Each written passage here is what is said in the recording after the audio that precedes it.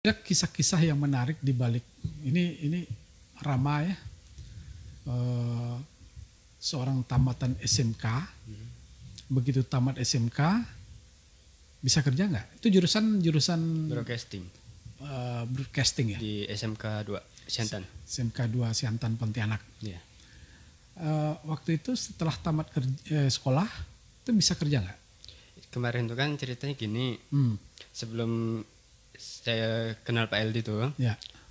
itu kan saya dapat info dari siapa tuh Bang Didi. Bang Didi. Ya. Nah, itu kan Bang Didi Volari ya. awalnya kan saya kan masukkan lamaran di Hotel Orchard.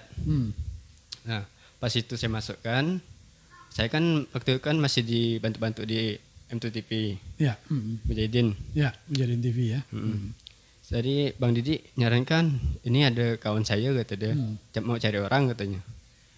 Rama kan bisa ngedit gitu kan. Ya. Nah, mungkin cocok kali, coba sana. Baiklah Bang, mintalah alamatnya di mana bilang kan.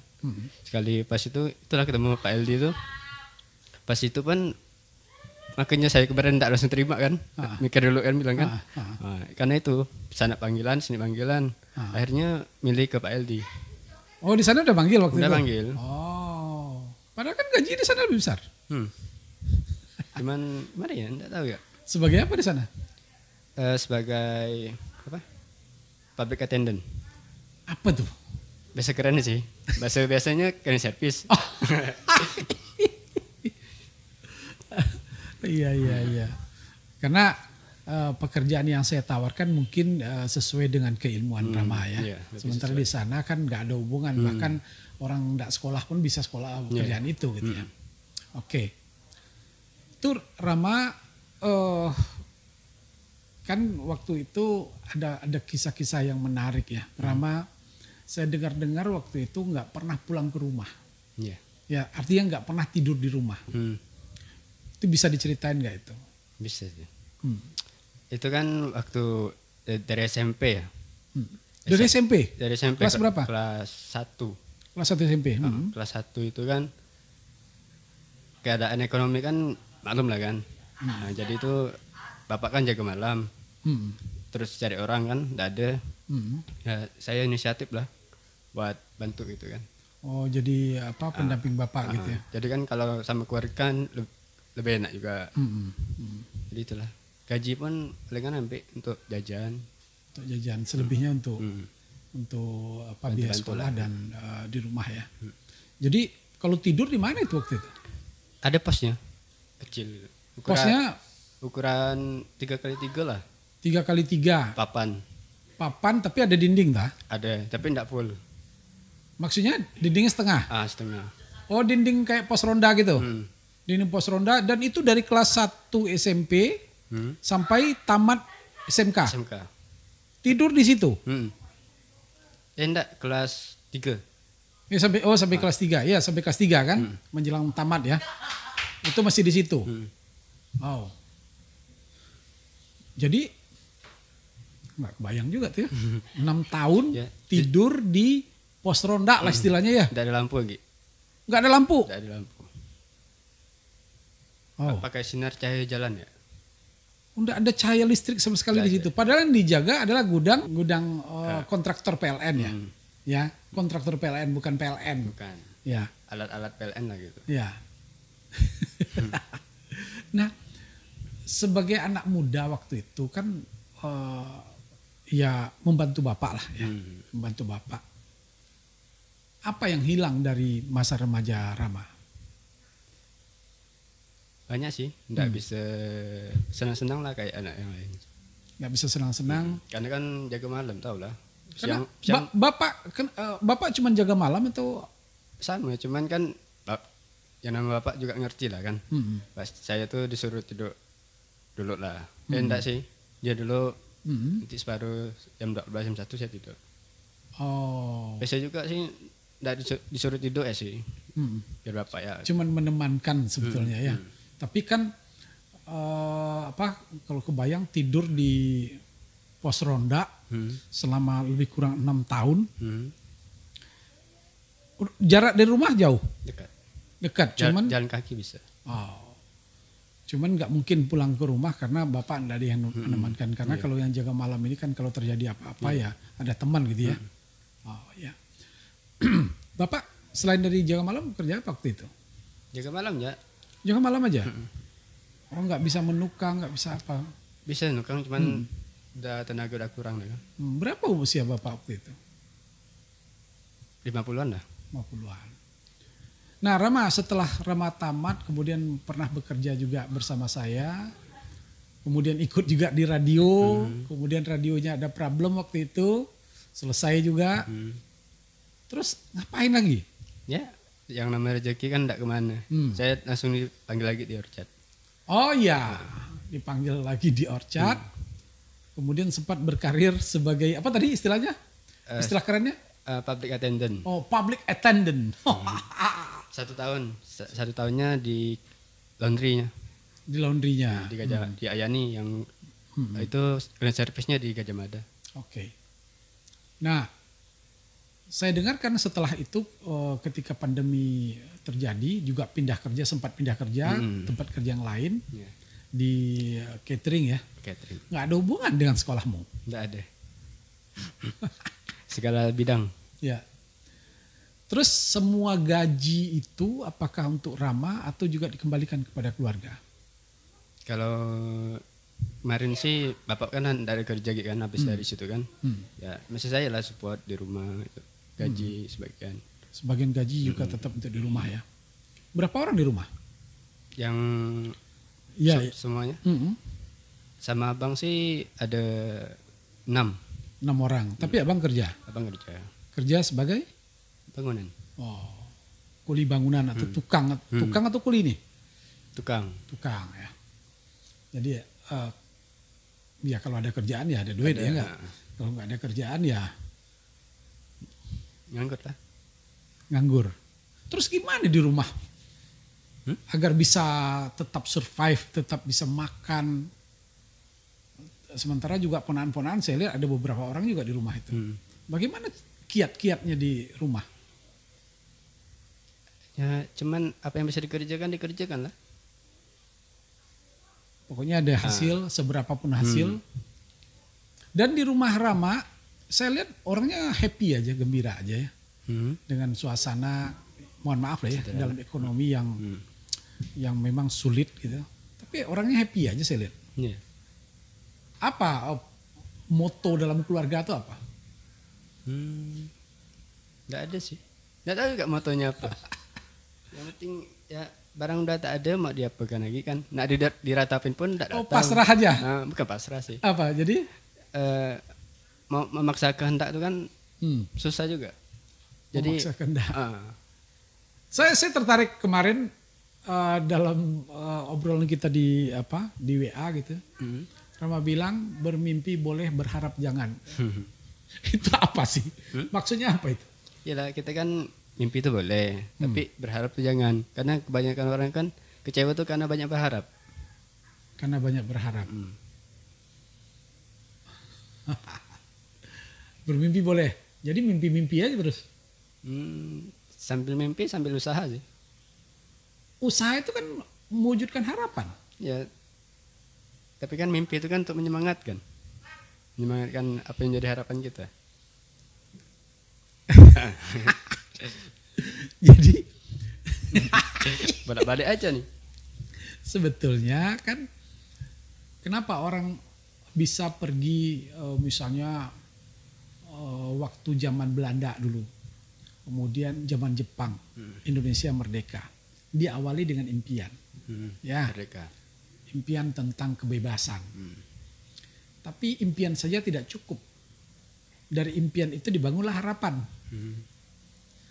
Harapan itu akan semakin kuat jika diimbangi dengan usaha. Kalau orang impian aja kan orang cuma satu ketika, andaikan, ya kan? Itu bahaya loh. Itu impian, salah satunya itu. Kan? Tapi kan ada kiat-kiat untuk menuju mimpi itu. Itu yang disebut dengan usaha. Usaha itu karena apa? Semakin besar usaha kita, semakin besarlah harapannya. seperti seorang pelari. Dia berlatih, kemudian dia berlomba. Harapannya apa? Juara. Agar nggak kalah. bukan juara, agar nggak kalah. Maka dia berlarilah, dia semakin mendekati finish, dia akan lihat berapa orang yang ada di depan, berapa cepat kecepatan orang itu. Apakah larinya sudah agak berubah atau masih tetap konsisten. Begitu dilihat orang yang lari di depan dia konsisten, tetap tenaganya bagus, harapannya makin mengecil untuk bisa menjuarai itu. Karena dia sendiri udah berasa nih nggak kuat. Ternyata lawannya ini mungkin tangguh bener, dia lari aja terus sampai final. Jadi apakah dia kecewa? Enggak, karena kan udah usaha maksimal. Nah itu dia. Jadi kecewa itu karena kita tidak mengukur kemampuan kita. Itu yang membuat kita kecewa. Kata orang tuh besak pasak daripada tiang. Enggak juga. Jadi kecewa itu kita melebih-lebihkan harapan itu tidak sesuai dengan apa yang kita miliki. Contoh, Rama naksir dengan seorang gadis cantik, kaya raya, pinter. Tiap hari lewat depan rumahnya, tiap kali dia keluar, buka pintu gerbang mobilnya, Rama ngeliat aja. Begitu Rama dekati, noleh aja enggak, kecewa. Iya kan? Iya. Bahkan mungkin ketika didekatin dia melihat dengan rasa nggak suka banget gitu. Kecewa. Itu yang tidak diukur. Padahal kalau mau ukur itu, Rama sepadankan dulu. Paling tidak penampilannya, prestasinya, apa segala macam, baru kemudian dekati. Ini nggak modal apa-apa lalu mau dekati terus kecewa, ya kecewa. Ya kan? Jadi kecewa itu ada karena kita tidak menyeimbangkan usaha kita dengan apa yang ingin kita harapkan. Maka itulah kecewa. Kalau kita sudah berharap banyak, usahanya udah banyak, terus ternyata kita masih kalah, kita puas. Mestinya tidak kecewa. Karena apa? Kita berusaha. Nah, orang yang impian tadi adalah orang yang gini. Orang impian tuh orang yang cuman berharap, cuman ngimpi-ngimpi aja, bayang-bayangkan aja, tapi tidak kemana-mana. Makanya saya bilang orang yang tidak membangun harapannya, orang yang tidak mau mewujudkan harapannya, tidak berusaha untuk berlari lebih kencang, maka dia adalah pecundang. Pelajaran apa yang Rama petik ketika ya dilihat dibandingkan dengan orang lain, ternyata kok hidup aku kok nggak berubah-berubah. Ada orang yang begitu, kok hidup kita malang bener ya. Kok kita ini kok seperti udah jatuh tertimpa tangga kemudian dihimpit batu sampai ronyok dibilang kan.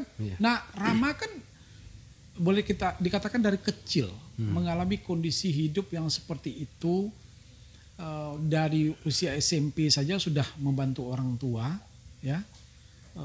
Bayangkan tidur 6 tahun di pos ronda, itu ada kasurnya gak tuh? Gak ada, papan. Tapi bantal ada? Bantal ada satu. Selimut? Ada, bawa. Oh bak selimut. Selimutnya apa? Kan sarung? Enggak? Selimut. Oh selimut biasa. Oh ya. Itu nyamuk? Pakai raja nyamuk lah. Loh kan dindingnya terbuka? Ya setidaknya mengurangi dikit lah. Nakut-nakutin nyamuk lah ya. Tapi tetap aja ada nyamuk gitu. Bagi kalau hujan. Kalau hujan nyamuknya. Basah. Hah? Basah. Oh basah, tempias ya? Pias. Jadi ya tapuk lah di dinding. Di dinding tinggi seberapa itu? Ini kan persegi kan. Depannya ini enggak ada, cuman sebelah ya. Oh, depannya kosong. Iya kalau ketutup gimana mau jaga malam kan? Oh gitu. Jadi kalau tempias basah. Cari dinding merapat ke dinding ya. Kadang-kadang selimutnya basah gitu. Yeah. Terus malam-malam kalau lapar? Enggak pernah pula. Karena kan sebelum jaga udah makan. Oh iya. Kebetulan badannya juga kecil ya. Jadi rasa lapar itu agak lama gitu ya. Oke. Apa yang Rama harap dengan kondisi yang seperti ini? Apakah Rama masih percaya bahwa kehidupan Rama bisa berubah? Harus percaya sih sebenarnya. Dengan usaha yang kita lakukan. Karena kan setiap orang kan punya waktunya mungkin. Ya. Setiap orang sukses pun pasti pernah mengalami kesulitan-kesulitan. Dan mungkin ini masalah waktu aja sih. Dan perlu meningkatkan usaha-usaha aja. Oh, masalah waktu ya. Ya, ini udah berapa tahun loh dari kelas 1 SMP berarti udah berapa tahun? 9 tahun. 9 tahun. Udah 9 tahun, bahkan ini sebetulnya dari kecil udah begitu kondisinya ya. Iya. Bapak hanya penjaga malam dan sekarang Bapak tidak kerja lagi.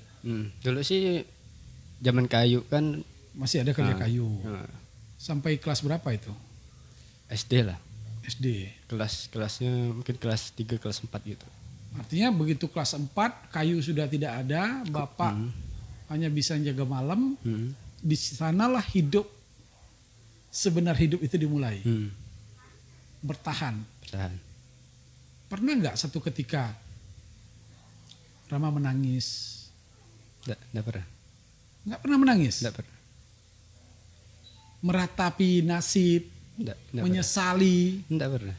Jadi Ya gimana ya? Mak nuntut pun nggak bisa. Jadi syukuri lah. syukuri aja apa yang ada itu. Masih bersama dengan keluarga. Ya, masih gitu lengkap. Masih lengkap. Nggak ada yang sakit gitu ya. Ya. Aduh, ini kalau cerita hidup susah tuh pusing kepala kita ya. Pusing. Lalu sehari-hari sekarang untuk biaya hidup di rumah gimana? Nggak tahu sih, tapi ada ya rezeki itu. Ada aja gitu. Iya. Oh. Karena kalau secara logika percetakan cetak undangan macet. Pekerjaan enggak ada. Sementara ada 6 orang di rumah yang tetap harus makan setiap hari. Iya. Aduh. Ada orang dulu ngomong kalau dia punya anak punya apa. Lu bayangin satu hari pagi aja itu harus disiapkan 6 piring nasi. Kalau 6 piring nasi ini dihitung nggak usah mahal-mahal, 10.000 saja berarti 60.000 pagi sudah harus disiapkan.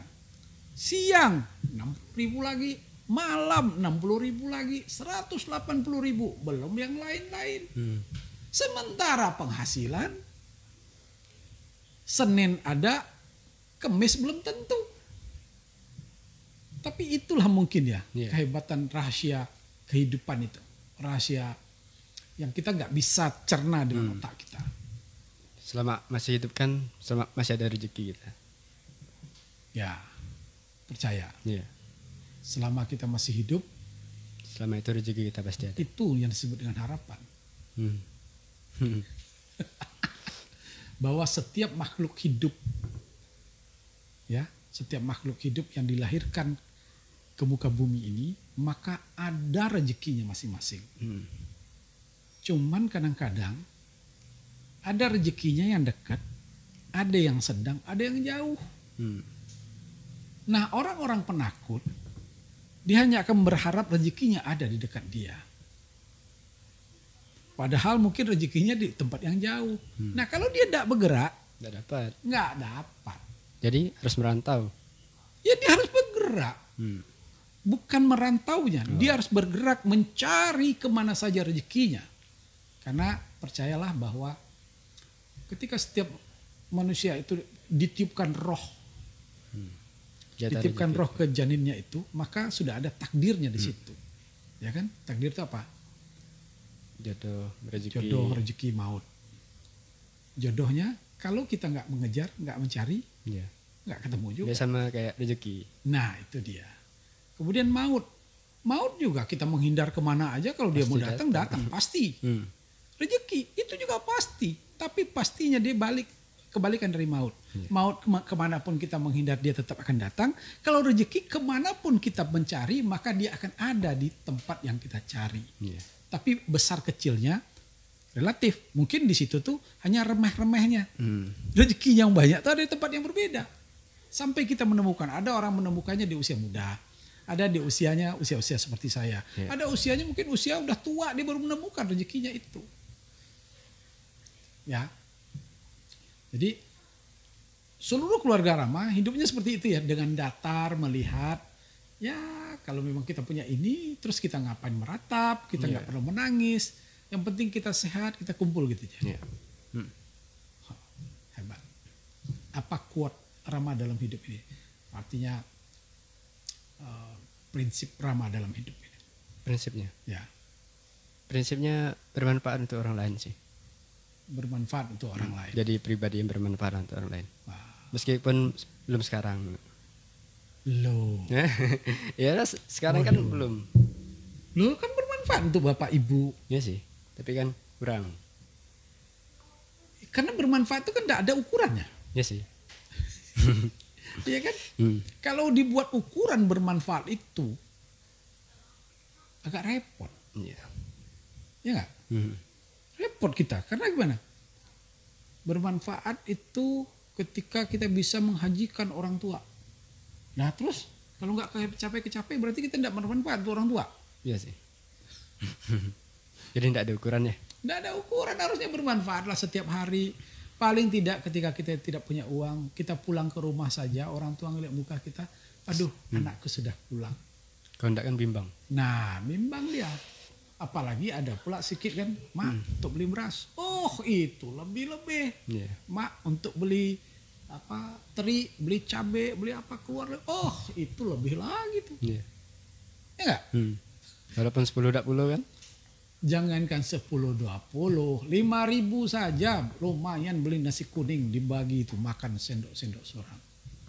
Karena itu yang saya lihat dari kehidupan orang lain. Mungkin di keluarga Rama juga seperti itu.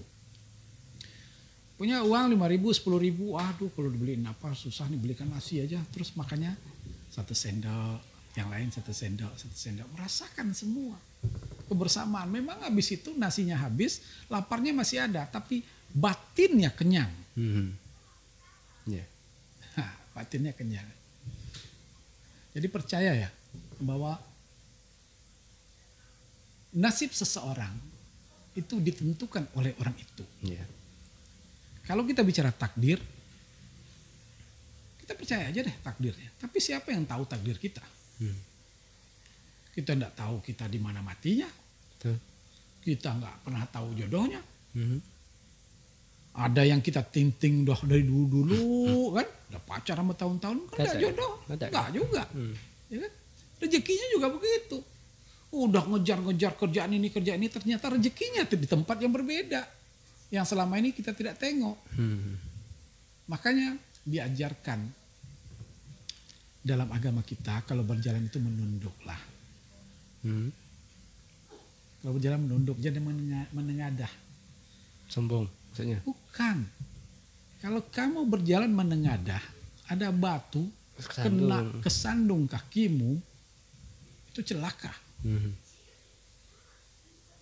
Ya kan? Kalau kamu menunduk berjalan, itu jangan menunduk benar gitu. Menunduk itu artinya melihatlah ke sekeliling kamu, yang ada di sekeliling kamu itu, siapa tahu di situ juga ada rezekimu.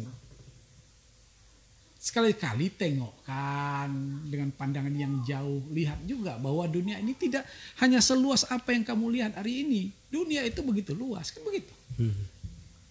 Ini kayak ngajarin ya. Jadi percaya nggak bahwa hari esok Rama itu akan lebih baik? Percaya sih. Ada nggak tanda-tandanya? Ini pertanyaan yang ingin saya ajukan dari tadi. Tanda-tanda. Bahwa kehidupan Rama akan lebih baik. Tapi ada tanda-tanda nggak sampai sekarang? Rasa sih ada lah. Apa kira-kira? Mimpi-mimpi itu kan masih ada. Masih terjaga. Masih ada impian-impian ya. Tidak berputus asa. Masih ada ambisi sih. Wah itu dia. Ambisi. Bukan ambisius. Bukan. Ambisius bahaya sih. Kalau ambisius bahaya juga. Ambisius itu Gak berlebihan bahaya. kita akan mengorbankan banyak hal. Tapi ambisi itu seperti kita memilih mau pakai bensin, mau pakai pertalit atau pertamak plus. Maksudnya?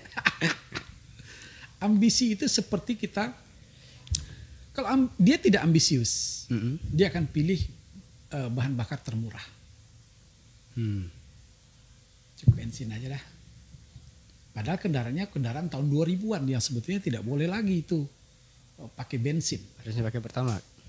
Nah, tapi karena dia berambisi, ambisinya bagus, dia kasih itu Pertamax, bahkan Pertamax Plus dia kasih, sehingga mesinnya jadi ringan, larinya kencang, kerja mesin tidak lagi berat, tidak goyang, nggak cepat berasap. Ini dia mesinnya. Jadi ambisi itu seperti itu dalam hidup kita. Ketika kita punya harapan, kita punya usaha, maka pilihlah ambisi. Karena begitu kita mengisinya dengan ambisi kita, maka kita tidak mudah menyerah. Ya kan? Karena selain dari rezeki banyak hal yang bisa diceritakan dalam hidup kita. Apa yang Rama lakukan bagi saya itu sebuah inspirasi yang luar biasa. 6 tahun tidur di pos ronda. Anak kelas 1 SMP sampai kelas 3 SMK. Itu gak malu sama teman-teman. Ngapain malu? Oke.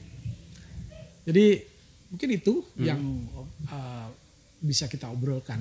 Dan mudah-mudahan teman-teman kita yang nonton podcast ini bisa memetik pelajaran yang banyak dari Rama. Menerima hidup itu apa adanya. Tapi bukanlah seadanya. Kalau apa adanya itu, ya beginilah, terus mau diapain gitu. Tapi bukan seadanya artinya dia masih punya ambisi. Ya, masih punya ambisi, masih punya mimpi-mimpi yang terus dia bangun. Mimpinya ini ternyata tidak berhasil, ya bikin mimpi baru. Gratis ini kok. Yalah Rama. Bangun terus harapan. Siap. Percayalah. Tak ada satupun nasib satu kaum akan berubah. Melainkan kaum itu merubahnya sendiri. Sama seperti kita. Nasib kita tidak akan pernah berubah kalau kita tidak berusaha merubahnya. Rama contohnya mungkin adalah salah satu contoh anak muda yang menjalani hidup itu apa adanya. Nggak malu, walaupun ya boleh dikatakan hidupnya begitu sulit, tapi dia tetap tetap memelihara harapannya agar dia bisa juga berbagi kepada orang lain. Thank you. Thank you.